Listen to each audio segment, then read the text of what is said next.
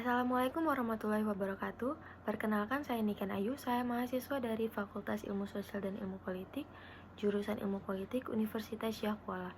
Tujuan saya membuat video ini adalah untuk memenuhi salah satu tugas dari mata kuliah Birokrasi dan Politik kelas 1 dengan dosen pengampu Pak Kalisni. Di sini saya akan menjelaskan sedikit mengenai patologi birokrasi. Yang pertama akan saya jelaskan yaitu mengenai patologi, yang mana patologi adalah ilmu yang mempelajari tentang penyakit dan proses terjadinya suatu penyakit tersebut. Istilah patologi ini berasal dari bahasa Yunani, yaitu pathos yang berarti emosi, menderita atau gairah, dan sedangkan ologi yang artinya ilmu. Jadi ilmu patologi tersebut disebut sebagai ilmu yang paling mendasar dalam dunia kedokteran. Selanjutnya mengenai birokrasi, yang mana birokrasi sendiri berasal dari kata bureokrasi yang diartikan sebagai suatu organisasi yang memiliki rantai komando dengan bentuk piramida, yang mana lebih banyak orang yang berada di tingkat bawah daripada di tingkat atas. Biasanya ditemui pada instansi yang bersifat sipil maupun militer. Lalu apa yang dimaksud dengan patologi birokrasi? Patologi birokrasi sendiri ialah sebuah penyakit yang menggerogoti sendi-sendi kehidupan dalam birokrasi. Penyakit ini bukanlah sesuatu yang datang secara tiba-tiba, tetapi penyakit ini sudah ada dan terpelihara sejak lama. Birokrasi sudah terbiasa menjadi simbol kemakmuran dan kerajaan bagi aparatnya untuk mendapatkan pelayanan dari masyarakat. Kultur pangreh praja, atau sering disebut dengan rakyat mengabdi pada pemerintah atau raja, sudah ada dan bersemayam di birokrasi sejak zaman kerajaan-kerajaan Nusantara, dan birokrasi yang diciptakan untuk melayani penguasa sudah terjadi sejak zaman penjajahan Belanda sampai dengan sekarang, yaitu era reformasi. Pada mulanya, istilah patologi hanya dikenal dalam ilmu kedokteran sebagai ilmu tentang penyakit. Namun belakangan hari, analogi ini dikenal dalam birokrasi dengan makna agar birokrasi pemerintahan mampu menghadapi berbagai tantangan yang mungkin timbul, baik yang bersifat politis, ekonomi, sosiokultural, dan teknologi.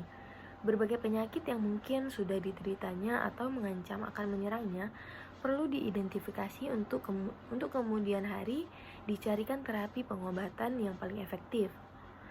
Harus diakui bahwa tidak ada birokrasi yang sama sekali bebas dari patologi birokrasi. Sebaliknya, tidak ada birokrasi yang menderita penyakit birokrasi sekaligus.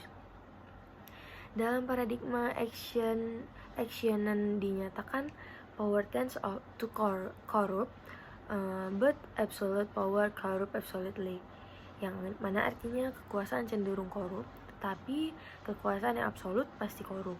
Secara implisit juga menjelaskan bahwa birokrasi dalam hubungannya dengan kekuasaan akan mempunyai kecenderungan untuk menyelewengkan wewenangnya. Dalam hal tersebut, selain sistem bisa juga aparaturnya. Selanjutnya saya akan membahas mengenai studi kasus atau contoh kasus mengenai patologi birokrasi. Saya akan menjelaskan tentang bagaimana Gayus Tambunan yang dikenal sebagai pegawai negeri sipil golongan 3A di lingkungan Direktorat Jenderal Pajak Kementerian Keuangan mendadak menjadi orang yang terkenal pada saat itu di Indonesia. Bukan karena prestasinya di birokrasi meningkatkan penerimaan pajak, melainkan justru karena perbuatannya telah memperkokoh keyakinan tentang buruknya birokrasi di Indonesia. Tidak semua birokrat seperti Gayus Tambunan, tetapi kelemahan sistem organisasi seperti yang dituliskan oleh Chayden, seorang pakar ternama reformasi administrasi, bahwa gejala tersebut mengidentifikasikan telah terbentuk citra menyeluruh mengenai buruknya birokrasi di Indonesia.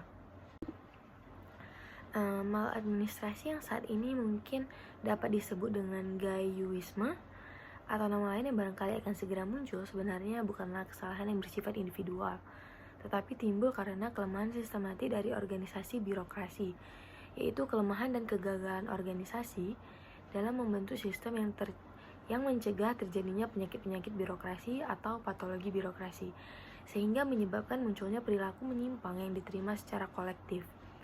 Fenomena Gayus dan nama-nama birokrat lain yang akan muncul serta menjadi bagian dari sindrom Gayusme adalah patologi birokrasi yang sudah menahun dan sistematis. Patologi ini seperti gurita, merusak sel-sel produktif dalam birokrasi dan melibatkan hampir semua pejabat dalam semua strata. Birokrasi diharapkan dapat mewujudkan suatu tata pemerintahan yang mampu menumbuhkan kepercayaan publik. Karena bagaimanapun pada akhirnya, pelayanan publik produk dari suatu pemerintahan adalah terciptanya kepercayaan publik. Birokrasi tidak hanya sekadar melaksanakan kekuasaan, tapi juga memiliki tujuan moral sebuah birokrasi yang menghargai hak-hak masyarakatnya. Munculnya korupsi ala Gayus yang telah menjadi isu nasional harus bisa dijadikan sebagai momentum pengobatan penyakit birokrasi secara menyeluruh. Perintah Presiden yang dikutip dari media Indonesia 2010 untuk mengungkapkan tuntas kasus mafia pajak dan mafia kasus tidak boleh hanya berhenti sekadar sebagai sindrom paruh waktu, tetapi harus terus bergulir menjadi semangat dan gerakan reformasi birokrasi secara menyeluruh. Karena pada dasarnya korupsi atau turunannya yang terjadi dalam birokrasi tidaklah berdiri sendiri, maka pengobatan atau terapi reformasi birokrasi harus dilakukan secara radikal. Reformasi birokrasi harus meliputi pengawasan yang ketat dan konsisten terhadap para pejabat birokrasi, pejabat penegak hukum, dan juga politisi dengan metode pembuktian terbalik atas kekayaan yang dimilikinya. Pejabat yang memiliki kekayaan tidak wajar dibandingkan penghasilannya sebagai pegawai negeri atau politisi harus dapat membuktikan asal-usul kekayaannya tersebut. Pada sisi lain, promosi jabatan dalam birokrasi harus dilakukan secara terbuka dan berdasarkan catatan kompetensi dan kinerja yang dimiliki oleh seorang birokrat.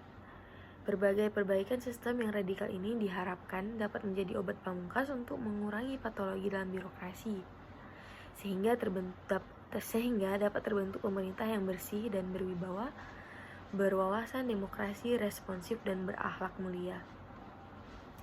Baiklah, sekian yang dapat saya sampaikan untuk materi patologi birokrasi.